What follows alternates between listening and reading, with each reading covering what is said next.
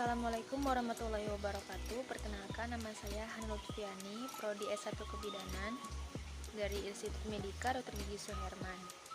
Di sini saya akan menjelaskan prosedur-prosedur cara pemberian hipnogliserin, kemudian sulfahyzin, lalu pemasangan kateter. Baiklah, di sini saya akan menjelaskan prosedur cara memberikan hipnogliserin pada pasien. Sebelumnya apa sih hipnogliserin itu? Yaitu melakukan satu tindakan dengan memasukkan cairan gliserin melalui anus sampai kolon sigmoid. Gunanya untuk apa? Yaitu untuk merangsang peristaltik usus agar pasien dapat buang air besar dan fesesnya menjadi lunak.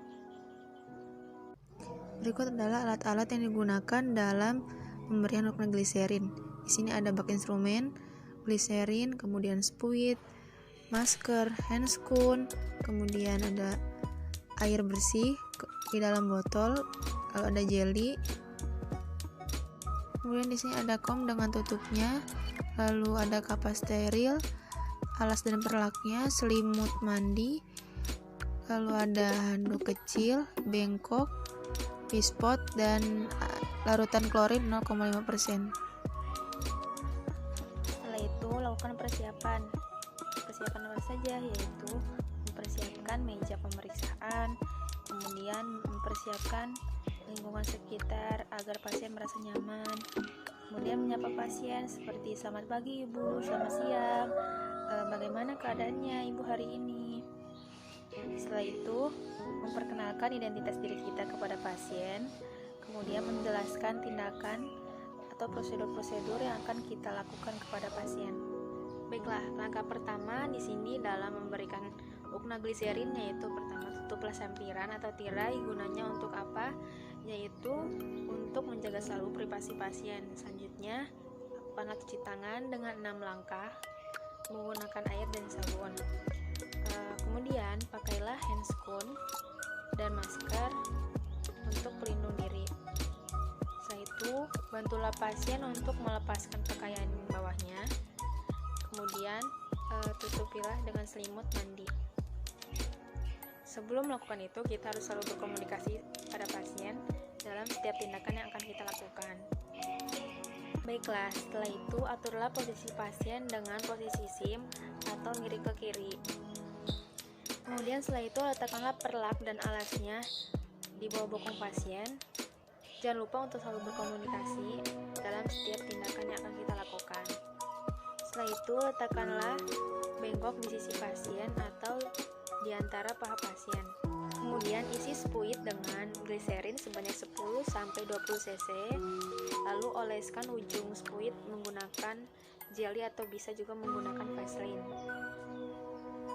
Setelah itu buka bokong pasien agar anus pasien terlihat dengan jelas. Kemudian masukkan ujung spuit. Jangan lupa untuk memperhatikan reaksi pasien. Setelah itu, masukkanlah cairan gliserin secara perlahan dan anjurkan pasien untuk menarik napas panjang. Setelah itu, cabutlah spuit, kemudian letakkanlah di dalam bengkok. Lalu, anjurkanlah pasien untuk dalam posisi miring terlebih dahulu dan menahan rasa ingin BAB-nya. Kemudian mempersilakan pasien untuk ke toilet untuk membuang air besar jika pasien tersebut mampu.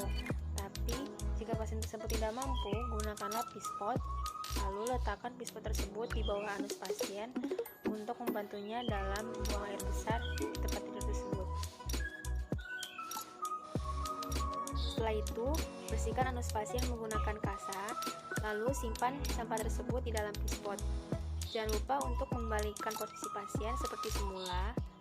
Lalu, rapikanlah kembali peralatan yang telah kita gunakan.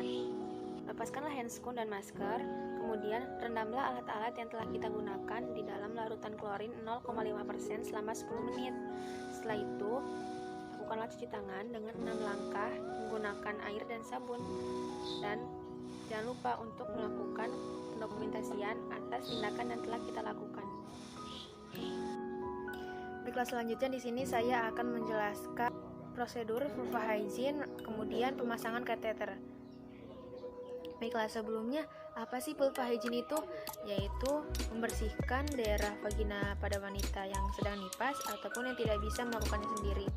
Gunanya untuk apa? Yaitu untuk mengurangi resiko infeksi pada jalan lahir atau perineum. Yang kedua itu, apa sih pemasangan kateter itu? Pemasangan kateter itu yaitu proses memasukkan selang yang terbuat dari bahan karet ataupun plastik melalui saluran uretra sampai dengan kandung kemih, dan proses ini hanya dilakukan pada pasien yang tidak dapat buang air kecil sendiri dengan normal. Baiklah, langkah pertama itu di sini beritahu dan jelaskan pada pasien tindakan apa yang akan kita lakukan. Kemudian dekatkan alat-alat seperti berikut. Baiklah, di sini ada bak instrumen, kemudian selang kateter, urine bag, spuit, aquades, gel, duk bolong. Kemudian ada perlakan alasnya, lalu plester, gunting nester, bengkok, kemudian handscoon steril, handscoon bersih, dan kapas steril. Kemudian pasang sampiran, lalu kita cuci tangan dalam 6 langkah menggunakan air dan sabun. Kemudian bantulah pasien untuk melepas pakaian bawahnya, lalu pasang selimut mandi, kemudian perlak dan pengalas bokongnya. Setelah itu siapkan klien pada posisi dorsal recumbent, kemudian letakkan bengkok di antara tungkai pasien, lalu kita lakukan 6 langkah cuci tangan dengan menggunakan air dan sabun, kemudian keringkan dan kita gunakan handscoon atau sarung tangan, kemudian lakukanlah vulva hygiene. Bagaimana cara melakukan vulva hygiene ini? Yaitu dengan membersihkan vagina pasien dari luar sampai dalam, atau disebut juga dari labia mayora sampai dengan labia minora. Caranya yaitu dengan 1 kali usap menggunakan kapas yang telah direndam oleh aquades. Kemudian kita bedakan posisi cara mengusap atau membersihkan vaginanya. Setelah itu ambillah kateter, kemudian ujungnya diolesi menggunakan gel atau juga bisa dengan vaselin 3-7 cm. Kemudian masukkan kateter ke dalam uretra secara perlahan-lahan.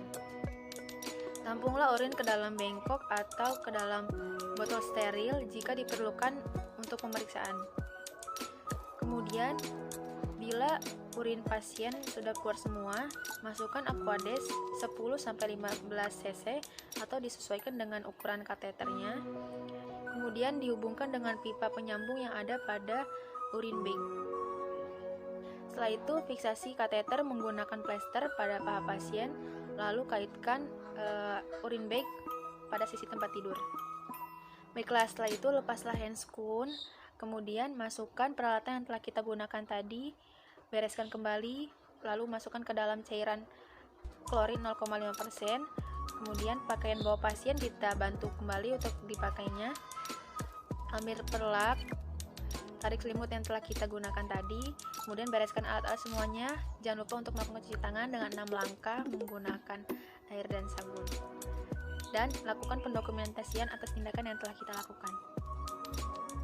Baiklah, cukup sekian prosedur yang saya jelaskan. Wassalamualaikum warahmatullahi wabarakatuh.